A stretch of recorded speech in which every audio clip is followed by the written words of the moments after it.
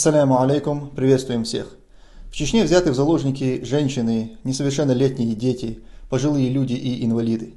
Прямо сейчас их подвергают насилию, пыткам и давлению.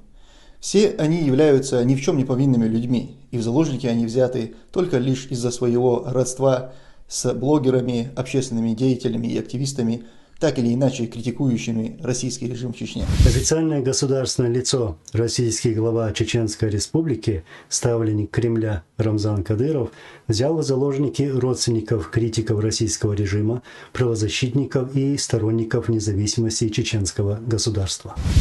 Уже более 2 недель десятки женщин и детей находятся в плену у Кадырова. Об их судьбе ничего не известно.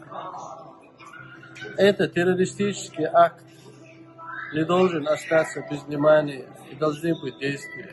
И поэтому мы поддерживаем акцию «Чеченские жизни тоже важны», организованную от имени чеченского народа, и призываем всех неравнодушных, кому противна мерзкая и подлая борьба российского наместника с женщинами и детьми, 8 января в 13:00 в городе Страсбург напротив здания Совета Европы. Мы ждем каждого из вас.